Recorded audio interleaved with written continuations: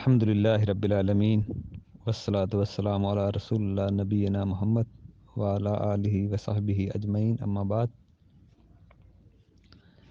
نکاح کے مسائل اس سیریز میں آج ہم دیکھیں گے کہ نکاح کی طاقت سے کیا مراد ہے، کیونکہ حدیث ہے، نبی علیہ السلام نے فرمایا جو نکاح کی طاقت رکھتا ہو وہ نکاح کرے، اور تم میں سے جو نوجوانوں میں جو نکاح کی طاقت رکھتا ہے وہ نکاح کرے۔ اب مسئلہ یہ ہے کہ نکاح کی طاقت سے کیا مراد ہے،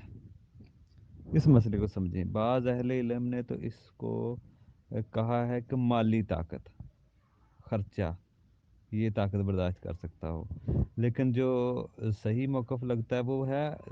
دونوں بھی ہو سکتے ہیں، اور یہ بھی ایک رائے ہے کہ مالی طاقت کے ساتھ جسمانی طاقت اس سے مراد ہے، کیونکہ نبی علیہ السلام کی ایک حدیث ہے صحیح بخاری کی، ایک عورت آئی نبی علیہ السلام کے پاس شادی کے لیے، تو نبی علیہ السلام نے رغبت نہ کی اس شادی کرنے کے اس کے ساتھ ہے، تو ایک صحابی تھے، انہوں نے کہا اللہ کے نبی میری شادی کرا دیں، نکاح کرا دیں۔ تو دیکھیں ان کے پاس جب نبی علیہ السلام نے کہا کہ کوئی حق مہر کے لیے کوئی چیز لے کے آؤ، تو یہاں تک ان کے پاس ایک انگوٹھی تک نہ ملی، تو اگر خرچہ وہاں پہ مراد ہوتا تو پھر تو ان کی نکاح نہیں ہو سکتا تھا، تو نبی علیہ السلام نے بطور حق مہر چند قرآن کی آیتیں کے عوض ان کا حق نکاح پڑھا دیا۔ تو یہ دلیل سے تو یہ مل رہا ہے کہ اس سے مراد جسمانی طاقت ہی دیکھی گئی ہے، اگر مالی طاقت دیکھی جاتی تو پھر تو شاید ان کا نکاح نہ ہوتا، تو یہ ایک دلیل مل رہی ہے ہمیں، اور بھی اس دلیل سے حدیث سے کافی مسئلے اخذ ہو رہے ہیں، حق مہر کا اس میں ثبوت مل رہا ہے، اور اس میں تخیر معاف کرنے کا مسئلہ اس میں مل رہا ہے، اور بھی اس میں مسائل مل سکتے ہیں حدیث سے۔ تو باقی ہمارے ہاں کیا ہوتا ہے جی، ہم نے ابھی اپنے پاؤں پہ کھڑے ہونا ہے، ہم نے یہ کرنا ہے، ابھی نے وہ کرنا ہے، تو ایسا شریعت کا کوئی ایسا مسئلہ نہیں ہے کہ پاؤں پہ کھڑے ہوتے ہوتے بعض لوگوں کی عمر ہی نکل جاتی ہے، وہ پاؤں پہ ہی نہیں کھڑے ہو سکتے۔ شریعت میں اگر کوئی طاقت رکھتا ہے تو اس پہ وہ شادی کرے، اور نبی علیہ السلام آیا اگر تمہارے پاس کوئی اچھے اخلاق نیک دیندار کا رشتہ آئے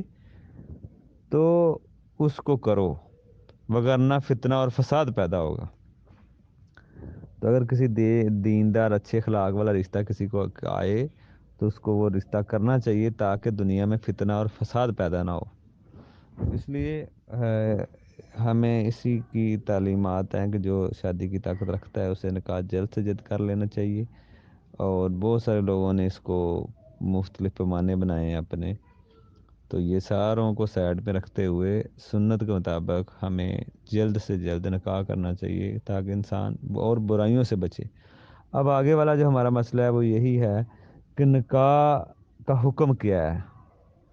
اس میں ہم وضاحت سے دیکھیں گے نکاح کے بارے میں، کہ بعض اوقات نکاح کسی کے حق میں سنت ہوتا ہے، کسی کے حق میں فرض ہوتا ہے، کسی کے حق میں واجب ہوتا ہے،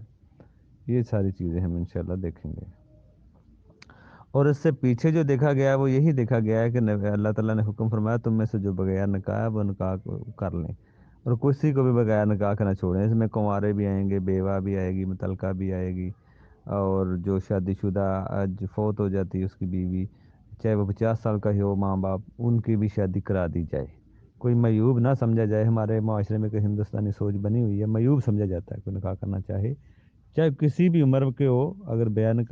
نکاح ہے اس کا نکاح کرنے کا حکم ہے۔